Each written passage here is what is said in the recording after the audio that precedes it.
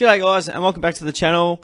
Today I'll be reviewing the game between Geelong and Collingwood. This one was at the MCG, big Friday night game, and the Magpies were able to find a way to win by 8 points, and the Cats going down for the 10th time this season. It's been a bit of a 50-50 sort of split for a lot of the year, and it's been tough at times, especially with personnel and just game style cohesion.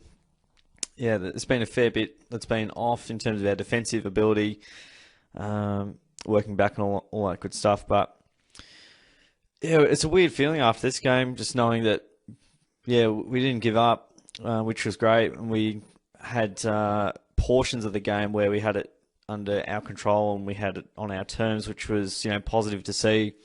But I suppose, the crux of it is the Pies probably got on a bit of a run, and we probably had a bad 20-30 minutes, and that was really the game there. So, Pies in the end winning by 8 points. We started off well. I'm going to have to do a spot check of how many times we've been up by 22 points against the Pies this year. It's been at least two or three times this year. I reckon we've been up by 22. They've come back every time. So, yeah, I mean, with Collingwood, you've got to put the score pressure on, and we didn't quite do that, and we weren't tough enough for long enough. I like the way we started, though. We were piercing pinpoint kicks, which was great to see. We're able to get some really good looks up forward and, give ourselves a chance on the scoreboard. So, I think it's the second time this year we started off with 6 goals in the opening term against the Pies. I think in round 1 it was 6 goals straight. So we took our chances there. But I suppose, the frustrating bit as well is just when the Pies go inside 50, how easy it looks and how open it looks. We've probably set it up a little bit that way, and we are probably a bit lax one way that gives us, we're not too defensive one way, so that it helps us go back the other way to sort of score. But I had a bit of a sneak peek at their inside 50 percentages in terms of efficiency, and it was just off the charts with the Pies. So, I think nearly 70% inside 50 efficiency, which is just numbers I've never seen before. And, even in the last quarter, they had 5 inside 50s and kicked 3 goals. It's like, I think we had, well over 10 in the final term. We got a bit more going our way there. But that, our pressure was good early. We didn't sustain it. The Pies lifted their pressure definitely late in that first term, and then the second and third term, as we can see, they kicked 10 of their 16 goals. And for us, we kicked 4 of our 15. So we're a little bit lean in that sort of second and third term. We were able to respond and sort of hang in there till half time and sort of cool off the momentum a bit that the Pies had. But we weren't able to go with their, they've got lots of run, and they spread super well. We didn't really, minimise their impact out of the back line. We know that one of the only ways they're going to win is out of the back line. So you have to almost stop them there before they even get into the midfield, because once they're charging out of the back line, it's game over. So, and they made us pay, and you could probably see a lot of their goals definitely come from the back half, not so much from the source. So I thought we were good in that department. We were good around the ball. We sort of faded a little bit around the ball, especially in that second and third term when the Pies did get on top. It's funny when you're winning the ball and getting field position, how much it gives your forwards a chance, as well as helps your defenders set up. So it's pretty important. And then the Pies are just ferocious, and it's always been a problem for 20 years really, where they apply that absolute maniac pressure that not many teams can really handle at all. The only way you can really sort of deal with it is match them or be better in the pressure ranks, and we weren't able to apply as much pressure, especially in this period of the game where they essentially took control, and they got a lot of really easy goals out the back, players on their own, and that was just an inability for us to sort of set up structurally and not sort of have that ability to get back in time, and that comes down to hunger, speed, defensive mindset. There's a few things going on there, and I think if you've seen a few games against the Pies, that they probably when they do go forward, it looks pretty open and pretty easy. So thankfully though, in the final term we did fight back, 5-6. So I mean, we definitely gave ourselves a chance to win the game.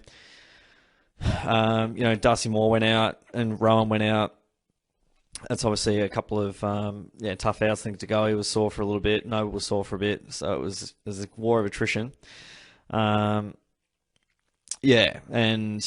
you kind of go, what if you had Blitzarves and Guthrie and Hawkins and I'm probably missing another player as well there. Yeah, Rowan out obviously hurts. So yeah, there's definitely some stars out. Pies had a few out as well. They had Sidebottom out. Dacos, best player in the game. So yeah, and I don't know if I mentioned Hawkins, Guthrie, Blitzarves.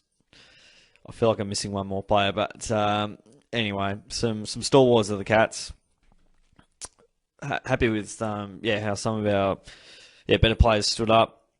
And in that final term, we're able to get a goal pretty quickly. I loved how we kept taking the game on, and even early on in the game, we were taking risks and using the ball quite well before the Pies really lifted the pressure. I was content with the fight back, and we gave ourselves a little chance to sort of get back into the game. And probably my most disappointing thing, and whilst I'm not scathing over this loss, was just the terrible mistakes that we made. I think Isaac Smith kicked it towards one of our players and turned over in the back line. So it was already, I think, a risky kick to get there.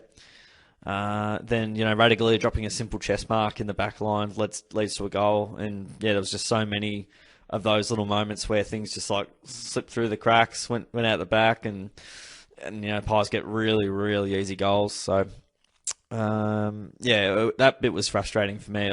A lot of it, I don't think Collingwood would walk away going, we're by far and away the best team in the comp right at the moment. I think they'd consider themselves pretty lucky considering how close this field it got, and maybe the scoreboard flattered us a little bit considering how many looks that they had.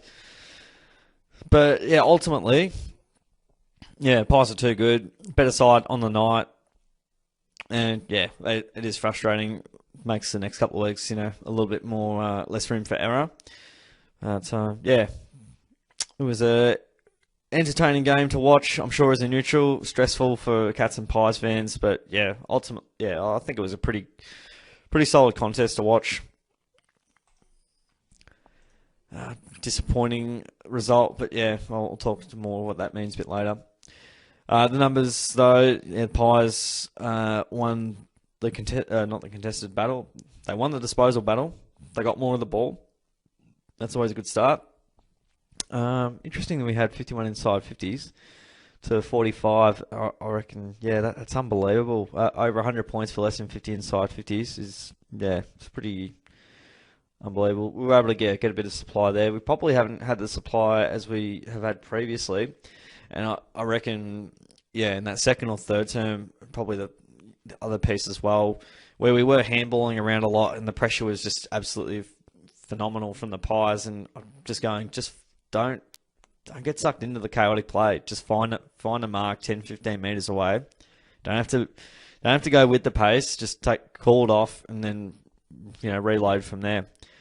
And it was just really frustrating that. And again, it was off the Pies' pressure, but us not being able to get deep entries. Like we had a lot of shallow entries in that second and third term, and the Pies just easily picked that off, whether it was by fist or by marking it, and then they were just rebounding off halfback, and then no one really chased. So no Gary Rowan to chase everyone down. So that was obviously a big out for us, and clearly Moore's a big out for the Pies, one of their best as well. But just those things where you just see quite clearly it's easy goals, and you just have to follow what Hawthorn did. It's much easier said than done. Knowing how to do it is one thing. Actually being able to execute on it is the tough part. But I mean, the last 2 weeks, I think Carlton and Hawthorn have shown it's pretty clear cut how you beat the Pies, and they're not, they're clearly not unbeatable. But I put us down to we're a below average side that's not in great form, that has a few stars out and probably needs their best 22 to be ultra competitive. from a week-to-week basis. And there was definitely some players that, you know, played some of their better games of the year and, you know, had some star performances, but just that team cohesion and especially that defensive mindset from probably the mids to the backs. But it's a full ground thing, really, because most of their scores come from the back line. If you're walking out of the back line, that means your forwards aren't pressuring, and then your midfields get caught out. And then it's a domino effect down to the defenders, and then the defenders look really silly. And that's how it goes. So, yeah, a little bit extra dovetail into my summary. I see things, and then I go, it brings back memories of other components of the game that I want to bring up that, you know, may not come to mind. Disposal efficiency, the Pies used it really well. They put us under a fair bit of heat. We chipped around a little bit. But, yeah, the efficiency in side 50, I don't think I've ever seen numbers like this in my life, where, you know, it's nearly 7 out of 10 inside 50s are a score. And, you know, yeah, it's pretty incredible. So, yeah, 66%. The two out of every three are ending up in some kind of score. And it's usually like 1 in every 2 is going well. And yeah, they were more efficient inside 50 than we were, clearly. Free kick count, 17-10 our way. That was, a couple of interesting decisions there for Cameron. Probably went our way there. And everyone's talking about those ones specifically where they just end up in a goal. I think there's, I don't want to get into a free kick debate because you kind of up against fools at the end of the day with that kind of talk. But yeah, I think Quainer stepped over the mark for Stengel, and thankfully there was 3 Geelong players out, and that ended up in a goal, but it should have been 50. Grimes should have been kicked on the goal line, so there's that. Maynard was also abusing the umpire and the decision, and that wasn't given 50 to Cameron. He kicked the banana anyway. I mean, whilst the end result didn't matter, but the end results should have been easier based on what actually happened and what was not paid. I think several times throughout the night where the Pies had prior opportunity, we tackled them and they didn't really blow the whistle. I found that to be a bit of a feature. I think Taylor Adams pushed, well, not think, I saw Adams squarely push Zach Guthrie in the back right on the point line, and then it bounced up and then easy goal for Myercheck. Sav did really well there. So, yeah, there's a bit of fume about Cameron's marks and goals there, and probably so. But, yeah, I'm not hearing anyone talk about those ones either. So it goes both ways. You get good decisions and bad decisions both ways. The Pies got a good rub of the green and just general luck of the bounce. Stanley, I think, when it was bounced in the middle, Reece was trying to get the ball and then it went out of the circle, and they usually call that back and then ends up straight in a goal. So, swings and roundabouts, guys. That's how it goes. Stop being biased in only what you see and what the media's shoving down your throat. Clearance battle, we won +8, and I hope for that. I'm obviously coming from the Geelong side here as well, but hopefully that shows that I'm looking at both sides, and I can see Cameron's decisions were probably off. They probably missed stuff there, but then I'm also seeing from Collingwood side. So, I try and keep it as objective as possible when it comes to the free kick side of things. People, just I can call out there was bad decisions on both sides, and clearly there should have been some 50-minute penalties not paid against the Pies, and then there's a clear free kick early on which gave Pies momentum, and anyway, I don't want to talk about umpires as I just I don't want the attention to be on the umpires. But I just want to make it clear that everyone's focused on Cameron, but you're not seeing the full picture. So use your eyes. +8 in clearances for the Cats, which was really good. +4 in centre clearances. So I thought around the ball, I was really happy with how he went there, and we probably didn't get the same breakaway speed and separation as the game wore on. At least in that period where Pies got on top. +7 in contested ball. So that was really good. On the outside though, they had a little bit too much leg rope, unfortunately, and we turned the ball over a lot. That was obviously off the back of the Pies pressure, and I think their pressure throughout the game created perceived pressure, and then we see silly mistakes. Cole Jasny didn't have a great night at all, which we'll talk about a little bit later. But there's just some easy goals that any team North Melbourne, West Coast could make a meal of. And yeah, obviously the Pies being one of the better sides in the comp are going to make them pay. They won the marking battle as well. Got lots of uncontested marks. Marks inside 50, yeah, was probably some of our worst for the year, really, in terms of how easy it was. I think, yeah, if you give a team like that such leg rope, well, I think, yeah, any team's going to make it pretty tough. Contested marks were able to get the job done there. And, yeah, I mean, relatively even Stevens, the Pies probably got that sort of slightly bigger lead towards the end of the game. But, yeah, it was, in terms of time in front, there was a bit of an arm wrestle there, which was good to see. Pies out-tackled. They're possessing out-tackle. Yeah, they work really hard, and they've got, the speed to do that. We're a pretty old brigade now. Probably don't have the same amount of speed. And, yeah, their work rate was just much better. Their tackles inside 50 was, unreal, and clearly ours was not up to the challenge. Had a bit of run for us. 1%, the Pies definitely got us there, for sure. Alrighty, let's have a look at the votes. So, Cameron, 3 votes. He's back. Jez is back. He kicked, it was a bit like the Carlton game, very similar actually. I think he kicked 6 goals, 3, and we lost by 8 points. And yeah, pretty sure it was 90 to 82. And yeah, he was the lone man up forward, really. The lone big man up forward. He kicked 7 goals, 4. No handballs, 14 kicks, beautiful, 6 marks, and yeah, almost 400 metres going there. On for a lot of the game. I thought, he was absolutely outstanding, a massive winner up forward. And, he missed some easy ones too, so he could have had 9 or 10, really. And I think, there was another one. Clearly, there was 2 that, whether they were out of bounds or not, they might have been closer to out of bounds than inbounds. Swings and roundabouts, I guess. Swings and roundabouts. Lucky to, probably lucky to have 7 on the table, but it could have also had more because, we can see he's missed at least 4 there, and that's not including any that didn't make the distance or out on the full. 2 votes. I've gone Paddy. He was really good. He had the goal next to his name. He got the 26 touches and 9 clearances. He was a beast in the middle. He was the reason we're in the game and sort of, scrapping and fighting. Also had 2 goal assists, so loved his work there, Paddy. It was great to see on the night from 70% game time, so pretty darn good effort, all considering the game time they did have. And 1 vote, Tom Atkins. He was brilliant. Just the 4 quarters he went from go to woe really, and he ended up with 34.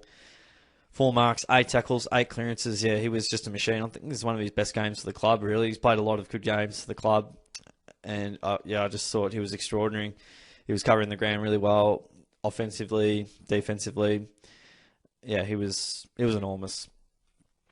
We'll go through the rest of the side. Isaac Smith doesn't go for marks, doesn't tackle. Somehow gets 4 tackles. I swear there was opportunities he had. But he ended up with 22, a couple of goals. He was okay, but, that turnover in the back line is almost it's almost negative points right then and there. Duncan was all right throughout the night. He ended up with 24, 6 marks, ended up with a goal assist as well. Played a pretty solid game. Really like Bruin's game. He had 18 from 70% game time. Had the 5 marks as well. 6 tackles, 7 clearances. So, he was really tough on the inside of the contest there, and loved the way he went about it. Developing and growing, which is really good. Ollie Henry kicked the 4.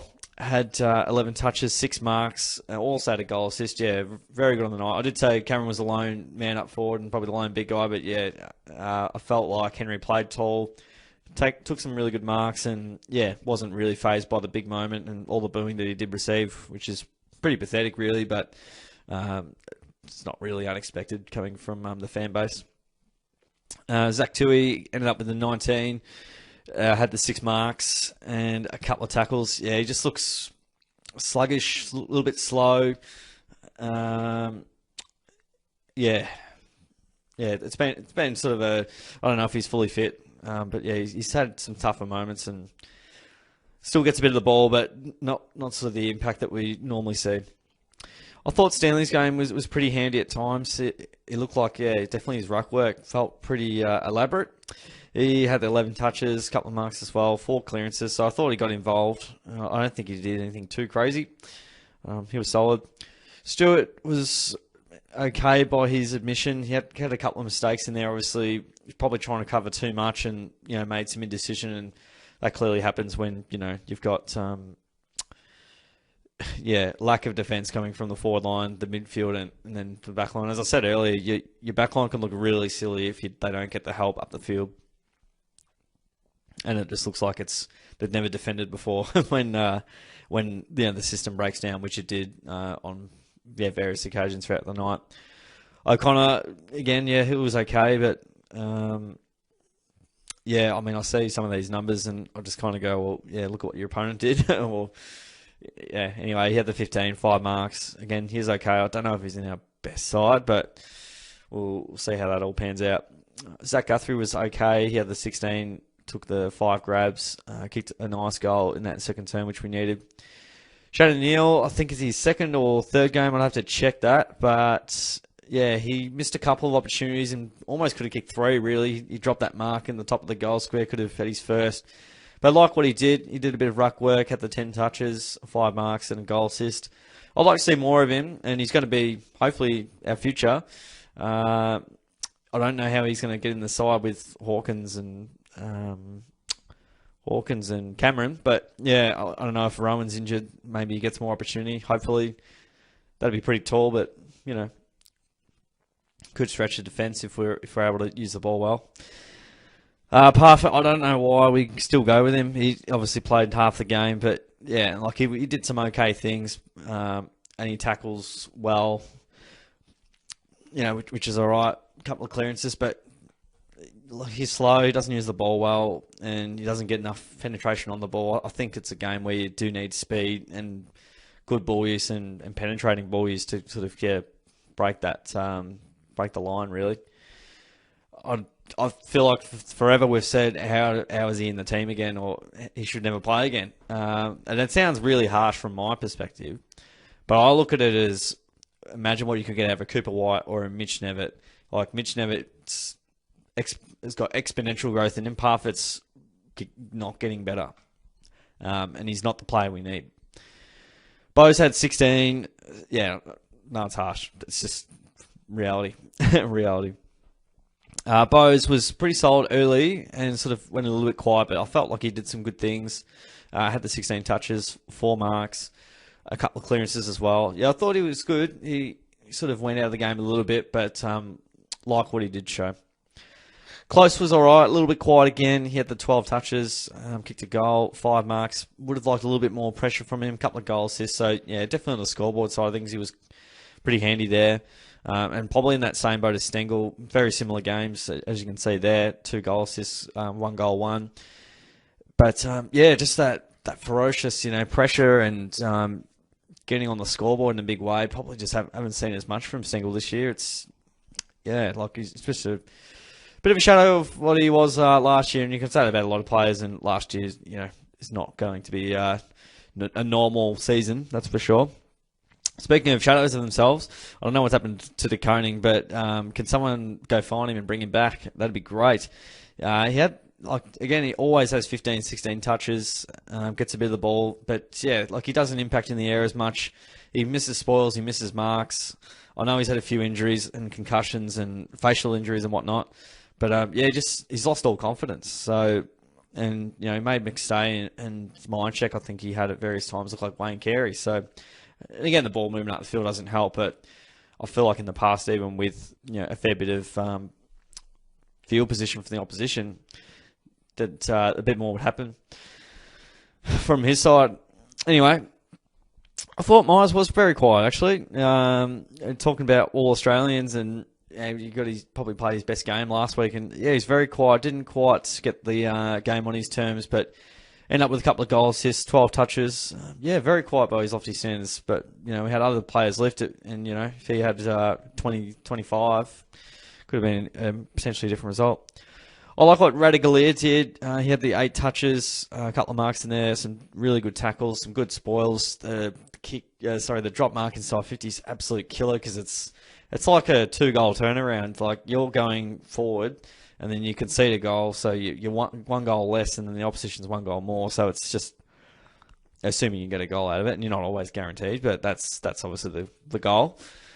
Yeah, so it was just that bit there was pretty disappointing, but I think overall throughout the night, he was pretty solid down back for us. Holmes had the 13, 4 marks, and still, most of the midfield inside the guts probably plays at 70-75% game time, but he just goes missing. Like early in games, he's all over, running all over the ground, but then he just fades out. So I don't know what the go is with it. I don't know if he's not being played in the right position or what the go is, but who knows? Cole Jasny probably he's played some howlers, but it's probably one of his worst games ever. Just the turnovers he did do were pretty awful. He got outmarked several times and caught out of position, and didn't really set the lights out. He was pretty poor. I think he's over the last last 2 years he's been okay. Like he's been pretty decent. The last couple of weeks he's desperately out of form, unfortunately. And more unfortunate news, Gary Rowan looks to be hurt as well. So, not a week goes by where there's not really an injury to a key player, and people might laugh at that. But he won the game for us against Melbourne. He knocked Cameron out, which wasn't great. But there's definitely been games this year where his presence, his tackling, like the energy he brings to the club, I think is underrated. And there's been times where, he's able to kick a 2 or 3. And he's got a bit more of the ball this year, I felt. So, he's worked his way into the games there. That's sort of a run through of the list there. There's, I suppose some tough decisions to be made pretty shortly. I mean, I think we're way too tall in the back line. We have been for a little while, especially when you have availability and we know Henry's out. But you've got, Radagalier down back, and you've got De Koning and Cole Jasny. There's a lot of height there. I think we do need to get some guys who can win the ball on the ground, because that's where we're most vulnerable. We've been vulnerable there for a long time.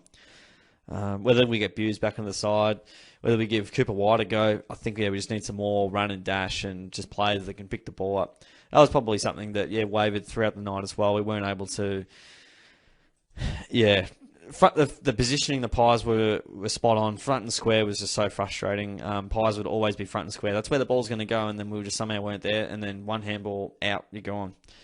So Anyway, let's go into next week. We have Saints.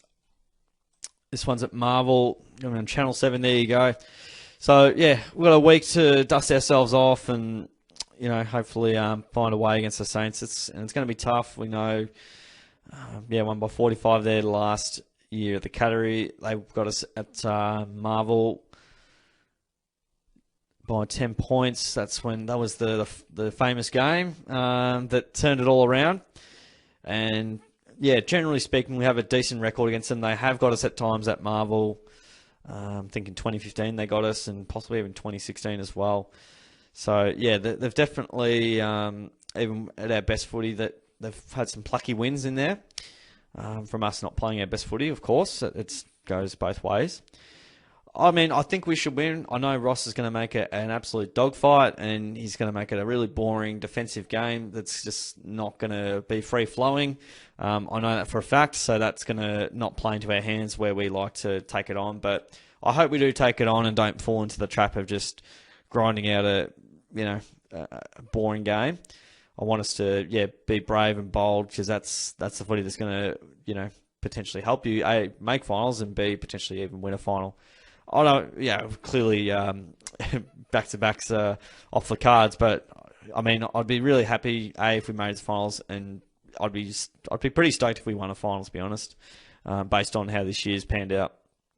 But the Saints will be very tough. I think we'll win. I think it'll be close. I think it'll be dogfight. It's gonna be incredibly tough, no doubt about that. But that's where I see that going. But there we go. That's all she wrote, guys. Not season over yet. Still got 2 games to go, but it's week by week at the moment. Got to beat the Saints. If we don't beat the Saints, then it's curtains. But just need to win. Just need to keep winning. We'll get back on the winners list, and then keep winning and go from there. But clearly, best footy. We've shown it probably inconsistently, and I think last night's game was a pretty accurate reflection of where we're at, and yeah, we got what we deserved with how we played, and whilst we're brave, we weren't quite good enough and weren't able to hold the Pies for long enough, and I don't think they'll be running away going, we're the best team right now, but it's all about being the best team in September. So yeah, there you go. That's all from me, guys. Hope you enjoyed the review. Don't forget to give it a like and subscribe away. Chuck in your votes in the comments as well for your 3, 2, and 1. Or if you want to do the 5, 4, 3, 2, 1, you be my guest. You make up the rules in the comments there. Guys, appreciate you tuning in. I'll catch you all on the next video.